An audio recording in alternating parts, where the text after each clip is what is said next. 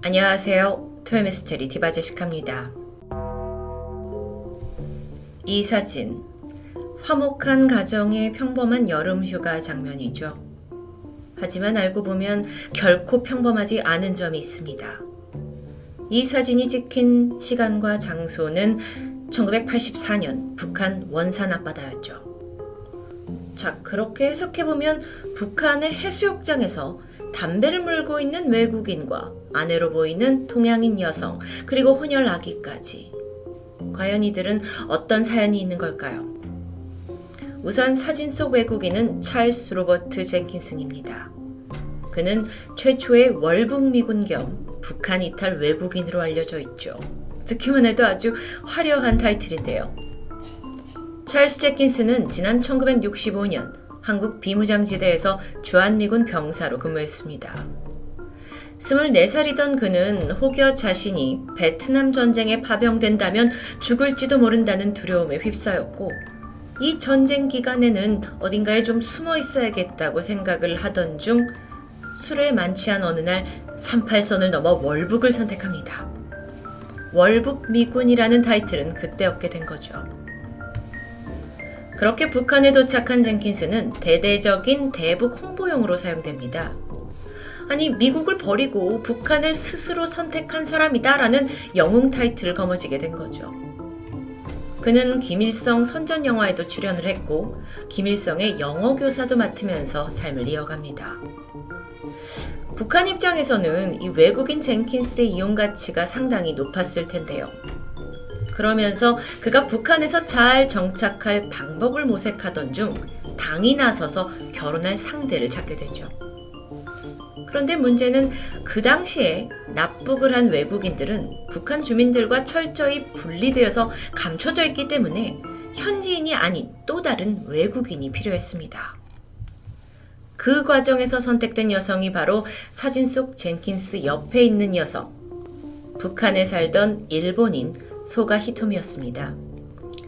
그녀는 1978년 일본의 서쪽 해안에 있는 사도섬이란 곳에서 고작 19살의 나이에 북한으로 납치된 여성입니다. 과거에 많은 일본 사람들이 북한으로 납치되었다는 건 이미 토미에서 다른 사건을 통해 많이 다뤘는데요. 북한은 공작원들에게 일본어와 일본식의 행동을 가르치기 위해 이 사람들을 다수 납치한 것으로 알려져 있죠. 피해자는 대부분 젊은 20대 남녀고요. 공통점이라고는 이들이 대부분 해안가 근처에서 실종되었다는 점입니다. 어쨌든 그렇게 이뤄진 두 외국인의 결혼. 물론 명령에 의해 강제적으로 이뤄진 결혼이었지만 둘은 점차 사랑에 빠졌고 두 명의 딸까지 얻게 됩니다. 자이든 타이든 북한에 발목 잡힌 두 사람이었지만 안에서는 행복을 찾은 것 같아 보였죠. 그러던 지난 2002년 예상치 못한 일이 벌어집니다. 김정일이 일본과의 외교 관계를 회복하기 위해서 방안을 찾던 중 과거에 우리가 일본인 그래 납치했어, 이 13명 납치했어 라는 걸 공식적으로 인정하게 된 거예요.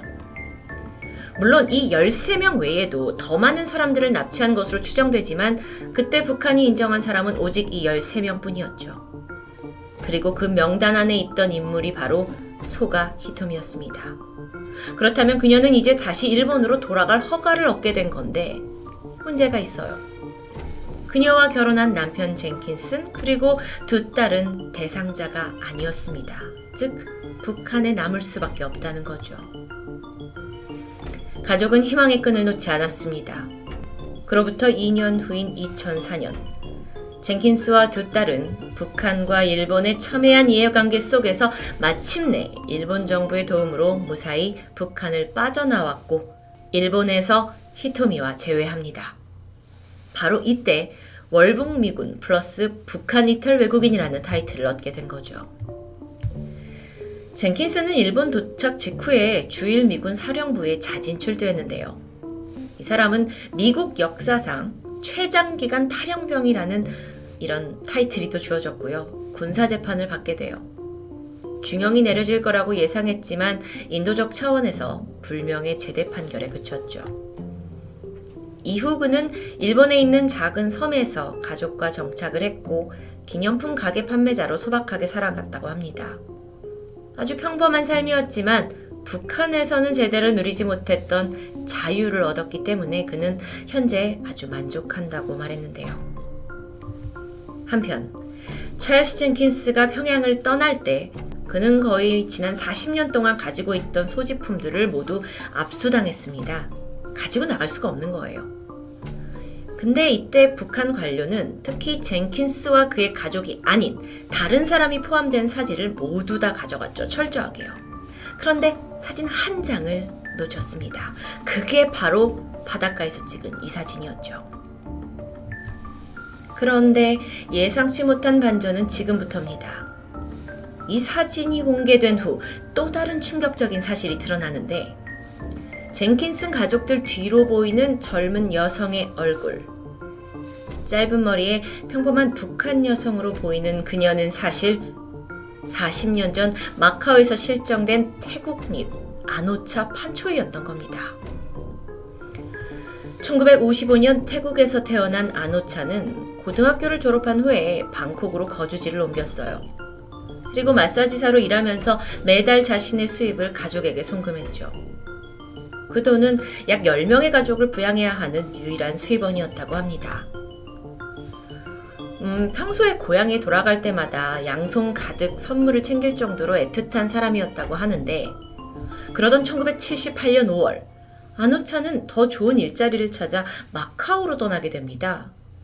그곳에서 자신을 일본인이라고 소개하는 한 남자를 알게 되죠. 그리고 마카오 여행 가이드를 부탁받게 돼요. 때는 1978년 5월 21일.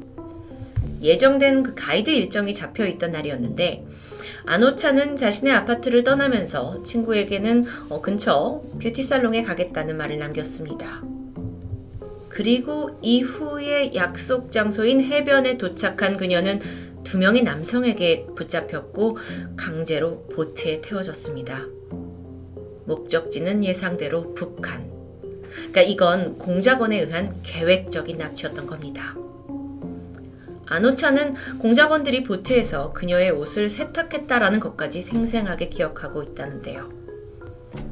이후 북한에 도착한 그녀는 또 다른 미군 탈영병인 레리 알렌 앱쇼와 정략 결혼을 하게 됩니다. 젠킨슨과 히토미 부부 같은 케이스겠죠. 이후에 두 부부는 서로의 공통점들을 이해하면서 평양에서 가깝게 교류하며 지내게 되는데 1983년 당시 40살이었던 남편 레리에게 심장마비가 왔고 아노차는 젠킨슨에게 달려가서 도움을 요청할 정도로 가까운 사이였는데 이들이 집에 와보니 이미 레리는 사망한 후였죠. 이후 혼자 남은 아노차는 6년 후인 1989년 북한 관료들에 의해서 또 다른 독일 출신의 외국인 사업가와 결혼을 하게 됩니다. 그리고 여기까지가 젠킨스가 마지막으로 들은 아노차의 소식이었죠. 한편 태국에 있는 그녀의 가족들, 실종된 딸을 찾기 위해 백방으로 노력했지만 아무런 단서도 찾지 못했습니다. 게다가 태국이 아닌 마카오에서 사라졌으니까요. 그렇게 어느 정도 포기하고 살던 중 2005년 10월 일본에 넘어갔던 젠킨슨의 증언으로 이 아노차의 존재가 세상에 밝혀진 겁니다. 그녀의 가족들은 이 문제를 공론화하고 태국 정부 관계자들을 통해서 그녀를 빨리 다시 북한에서 태국으로 데려와야 한다라고 다방면으로 노력하게 되는데요. 실제 히토미가 일본으로 무사히 돌아왔기 때문에 그들도 희망을 놓진 않았죠. 하지만 그 과정은 녹록지 않았습니다. 북한이 아노차의 행방에 대해서 아무런 응답도 내놓지 않기 때문입니다. 이쯤 되니까 북한이 그동안 얼마나 많은 외국인들을 납치했는지 궁금해지는데 암암리에 알려진 바로는 일본 외에도 루마니아, 레바논, 전 세계 14개 국가에서 수십 명의 외국인들이 북으로 납치됐다고 합니다. 물론 그 중에는 한국인과 용모가 가장 비슷한 일본인이 많았죠. 젠킨슨의 부인인 히토미의 경우에는 납치되었던 당일 자신의 친어머니와 함께 시장을 다녀오던 길이었습니다. 근데 문제는 그녀의 어머니 역시 실종 상태예요. 근데 북한 측에서는 히토미의 어머니 납치 사실에 대해서는 극구 부인합니다. 그렇다 보니 일각에서는 이 모녀를 함께 납치했지만 어머니는 그 과정에서 사망했고 이후 북한이 입을 닫은 거라고 추정합니다. 북한은 단 13명의 일본인 납치에 대해서만 인정했습니다. 하지만 일본 쪽에서는 니네 적어도 수백 명을 납치한 거다라고 추정하고 있는데요. 그런데 놀랍게도 이런 납치 위험은 우리나라 국민들도 자유롭지 않았습니다. 1977년 7월 유고슬라비아에 있던 한국의 유명 피아니스트 백건우 그리고 그의 아내 배우였던 윤정희 씨 또한 공작원에 의해서 납치될 뻔한 믿기 어려운 일이 있었습니다. 심지어 이 납치 공작의 결정적인 역할을 했던 인물은 부부와 가깝게 지냈던 화가 이응노 화백의 부인이었던 박인경 씨라는 게 알려지면서 더 충격적이었죠. 친북 인사였던 박인경, 그녀는 백건우, 윤정희 부부를 북한으로 납치하기 위해서 공작원과 은밀한 작전을 세웠다고 합니다. 그 당시에 스위스에 사는 한 가족이 있는데 이 백건우 씨한테 그러니까 피아니스트니까 어떤 프라이빗한 연주회를 해줄 수 있냐라고 요청하면서 그 부부에게 스위스 여행을 제안하게 된 거예요. 그래서 기쁜 마음에 떠났죠. 그런데 비행 직전에 그 가족들이 스위스에 있다가 유고슬라비아로 휴가를 떠났다면서 일정을 변경하게 됐고 얼떨결에 부부는 유고슬라비아행 비행기를 타게 됩니다. 불안한데요.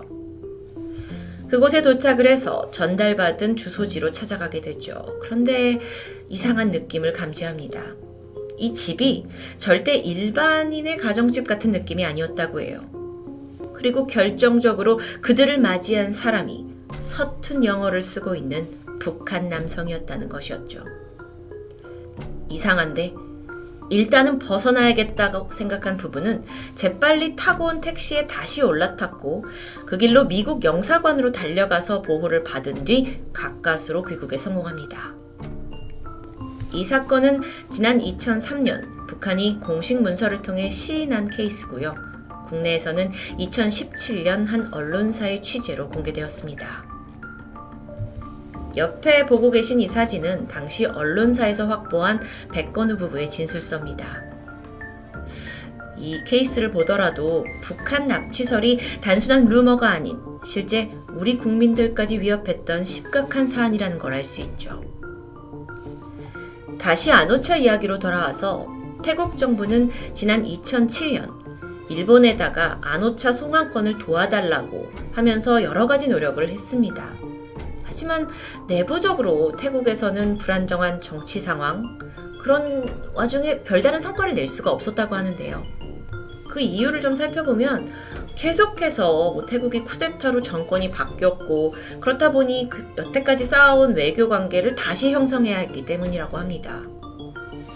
그렇게 가족들은 수년째 아노차의 귀환을 기다리지만 현재까지 북한은 이에 대해 어떠한 언급도 회피하고 있고요.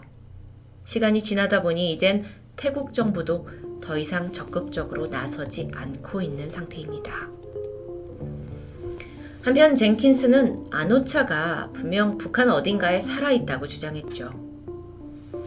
젠킨스의 아내가 일본으로 귀향한 지 1년 만이었던 2003년에 있었던 일인데 한 북한 관료가 젠킨슨에게 와서는 당신이 일본에 가지 않고 북한에 남겠다면 앞으로 아노차와 함께 살게 해주겠다라고 제안했기 때문입니다. 그러니까 아내가 떠났으니까 다른 여자를 붙여준다는 걸까요? 어쨌든 아노차가 어떻게 살고 있는지, 살아는 있는지를 유일하게 확인해 줄 수 있는 젠킨슨. 하지만 안타깝게도 그는 2017년 77세의 나이로 숨을 거뒀습니다. 아노차, 북한에 납치된 유일한 태국인으로 알려져 있는데 그녀가 살아있다면 지금쯤 60대의 나이가 되었겠죠. 여전히 가족들이 기다리는 가운데 그녀의 생사는 이 사진 한 장 외에 모든 것이 미궁에 빠져 있습니다. 토요미스테리 디바제시카입니다.